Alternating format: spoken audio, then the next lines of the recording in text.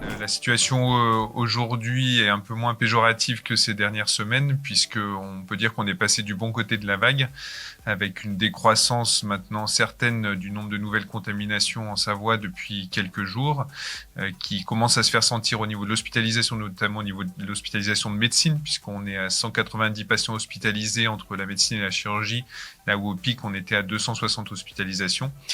Mais la situation reste néanmoins très très tendue. 190 patients Covid, c'est énorme pour l'hôpital. L'incidence au niveau du département reste à un niveau très fort, autour de 500 à 600 nouvelles contaminations pour 100 000 habitants par semaine. Donc c'est à peu près le niveau auquel le couvre-feu avait été déclenché il y a quelques semaines. Et au niveau de la réanimation, on reste encore bien au-dessus de nos capacités habituelles, avec 28 patients hospitalisés pour une capacité habituelle qui est de 20 malades. C'est la raison pour laquelle nous avons dû encore transférer des patients dans d'autres régions hier et aujourd'hui. Donc une tendance vers le mieux, mais un niveau qui reste très très élevé. Le virus est vraiment encore parmi nous. Quel est l'état du personnel soignant dans le centre hospitalier Métropole Savoie? C'est vrai qu'on accueille avec un certain soulagement cette évolution épidémiologique un petit peu rassurante. Pour autant, la sollicitation a été énorme ces dernières semaines, vraiment dans tous les services. C'est ça qui a été marquant sur cette deuxième vague, et encore plus dans les services de gériatrie et les EHPAD, où les épidémies ont été très importantes. Donc, on partage le soulagement et à la fois la fatigue accumulée, le stress ressenti. Bon, on va faire encore face parce qu'on a encore besoin de nous sur les semaines qui viennent, mais c'est vrai que on est un petit peu rassuré quand même. Quel est votre point de vue concernant les différents vaccins du Covid-19 dont on entend beaucoup parler actuellement? Mon point de vue, je rapporte celui surtout des gens qui sont vraiment experts en vaccinologie au niveau français, et je crois qu'on a tous été agréablement surpris des annonces faites. On s'attendait plutôt à un vaccin qui serait sorti, ou en tout cas qui aurait été disponible pour l'été 2021. Là, il semble qu'on puisse espérer pouvoir commencer à vacciner les personnes les plus fragiles, les plus exposées à partir de fin février, début mars. Donc c'est vrai que c'est une nouvelle qui est très bonne. En termes d'efficacité, je crois qu'il n'y a pas trop de doute à avoir. Les résultats qui sortent sont sans doute très solides. Même s'il faut bien sûr voir les résultats définitifs des études. Ce qui inquiète beaucoup, je pense, les gens, c'est la sécurité de ces vaccins. Donc c'est sûr qu'il faut encore se laisser quelques jours et quelques semaines pour avoir un peu plus de recul sur leur utilisation.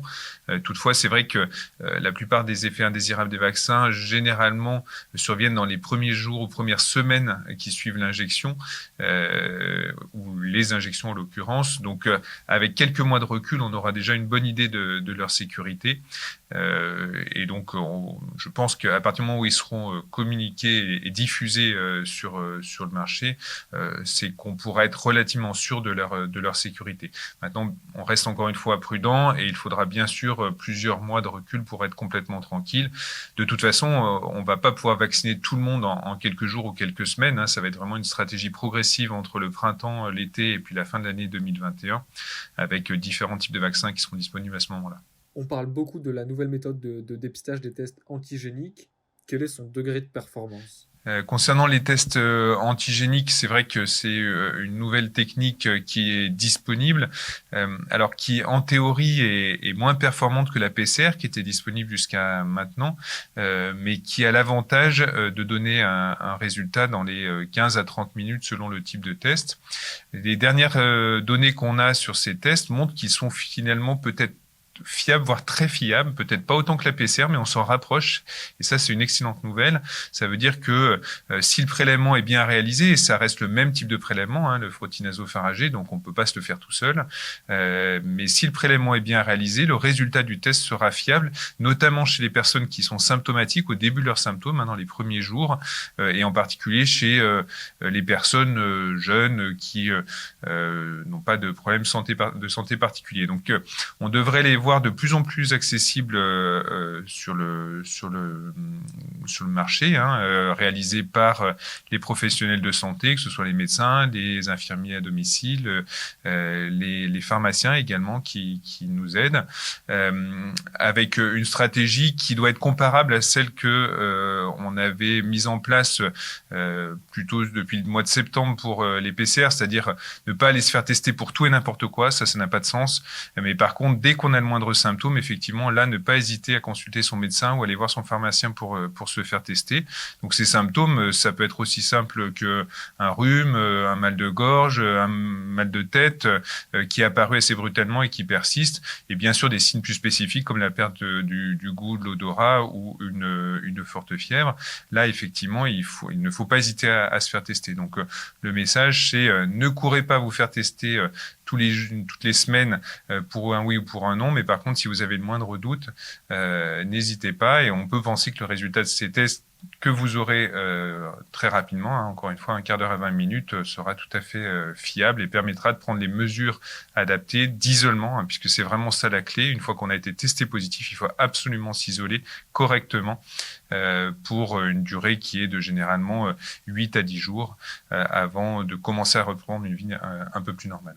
Comment est-ce que vous abordez le déconfinement prévu actuellement au 1er décembre? J'imagine qu'il y a un message de prévention de votre part. Voilà, exactement. L'évolution épidémiologique, elle est certes rassurante, mais si on relâche notre vigilance, clairement, l'épidémie va repartir à l'identique. Cette fois, je pense qu'il n'y a plus de doute à avoir. Certains exprimaient encore un doute sur le fait qu'on puisse avoir une réactivation de l'épidémie si on n'était pas suffisamment vigilant. Là, on en a eu bien la preuve. Donc, notre message reste vraiment toujours le même. Appliquer les gestes barrières le plus possible. Et encore une fois, même s'il est possible qu'on puisse se déplacer un peu plus dans quelques jours, il faut absolument éviter d'aller voir des personnes fragiles, les personnes les plus âgées notamment, éviter de passer un moment avec eux, encore pour quelques semaines, parce qu'on sait bien que même si on est vigilant sur les mesures barrières, c'est très difficile sur plusieurs heures et a fortiori plusieurs jours d'appliquer rigoureusement ces mesures. Donc tant qu'on reste à des niveaux de circulation aussi importants du virus, il vaut mieux ne pas voir ces personnes, en espérant que au moment de Noël, on puisse être un petit peu moins strict sur nos recommandations.